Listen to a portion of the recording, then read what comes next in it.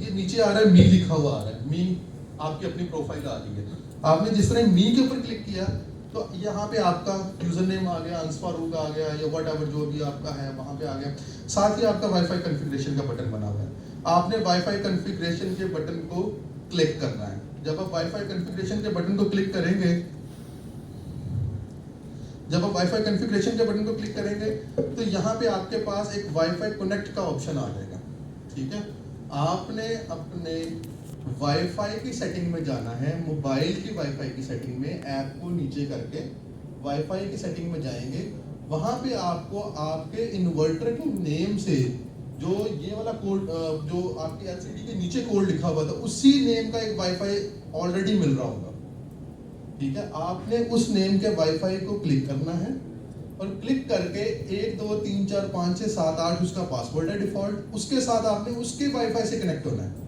यहाँ पे बहुत सारे इश्यूज ये आते हैं कि इस वाली जगह पे जाके वाईफाई कॉन्फ़िगरेशन के जाके लोग ढूंढ रहे होते हैं कि यहाँ पे आगे हमने जो सा कनेक्ट किया है लेकिन मिल कुछ नहीं रहा। वो क्यों नहीं हो रहा होता? क्योंकि स्टिल आप अपने घर के वाईफाई के साथ कनेक्ट होते हैं। जब तक आप अपने इन्वर्टर के वाईफाई के साथ कनेक्ट नहीं करेंगे, वो इन्वर्टर का डाटा, राउटर का डाटा आप इन्वर्टर में नहीं पुट कर सकते।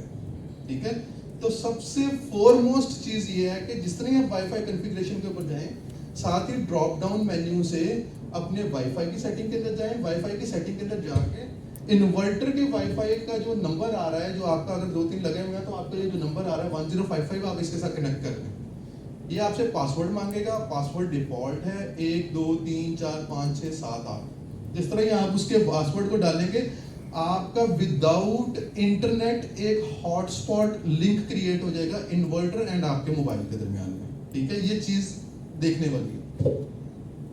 जिस तरह ही आपका वो हो जाएगा, आप दोबारा ऐप में जाएंगे। पहले यहाँ पे लिखा हुआ था डेटा लॉग डिस्कनेक्टेड। जिस तरह ही आप इन्वर्टर के वाईफाई से कनेक्ट हो जाएंगे तो वहां पे लिखा हुआ आ जाएगा डेटा लॉग कनेक्टेड। ठीक है, जब डेटा लॉगर कनेक्टेड लिखा हुआ आ गया, इट्स मीन कि आपका मोबाइल और आपकी ऐप और आपके वाईफाई आपस में कनेक्ट हो गया। स्टिल अभी नेटवर्क कॉन्फ़िगरेशन नहीं है। उसके बाद आपने जिस तरह ही इस बटन को क्लिक करेंगे, कॉन्फ़िगरेशन के बटन को, ये वाली स्क्रीन एंटर होगी। यहाँ पे आप देखें राउटर लिखा होगा।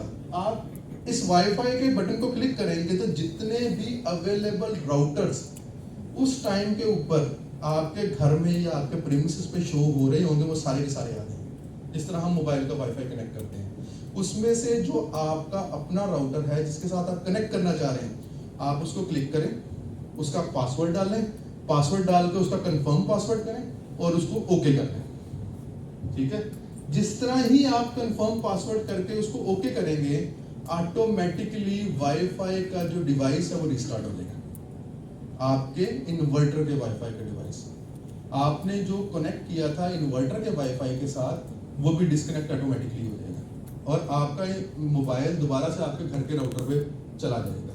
ठीक है, प्लस एक और चीज कि जो जब ये आप सक्सेसफुली कर लेंगे तो ये वाला जो वाईफाई का नंबर है, जब आप दोबारा आके अपने घर के वो मोबाइल के वाईफाई में जाएंगे, ये भी गायब हो चुका होगा, क्योंकि अब ये कॉन्फ़िगर हो चुका है उसके साथ। और जब आप ऐप के अंदर वापस जाएंगे तो यहाँ पे लिखा होगा डेटा लॉगर कनेक्टेड, और इस तरह करके आपको सारा शो कर रहा होगा कि आपकी डिवाइस है, डेटा लॉगर है, राउटर है और वो इंटरनेट के साथ भी कनेक्टेड है। जब आप इसके यहाँ पे नेटवर्क डायग्नोसिस को क्लिक करेंगे, ठीक है, इससे आपको पता लग जाएगा कि क्या from the inverter to data logger to router, और राउटर आपका जो है वो डाटा आपका सर्वर पे अपलोड कर रहा है या नहीं कर रहा है। ठीक है, अगर यहाँ तक कहानी पहुँच गई है तो इसका मतलब है आपका वाईफाई कनेक्ट हो गया। पिछले 1-1.5 महीने से कुछ इश्यूज आ रहे थे कि ये सारी चीज़ें होने के बाद भी डाटा जो है ना वो अपलोड नहीं हो रहा था। तो वो कुछ अभी मैंने कुछ लोगों को बताया है कि एक जेनेरिक ऐप है आई सोलर के नाम से, जो कि अभी हमारे 12 किलोवाट और 15 किलोवाट पे चल रही है। तो मुझे कल ये चाइनीज़ ने बताया है कि हम उस जितना भी पुराना भी है उसको भी आई सोलर की ऐप के ऊपर लेके जा रहे हैं, तो जिसकी वजह से डाटा माइग्रेशन के दौरान थोड़े से सर्वर में प्रॉब्लम आ रहा है। तो अगर एट द स्पॉट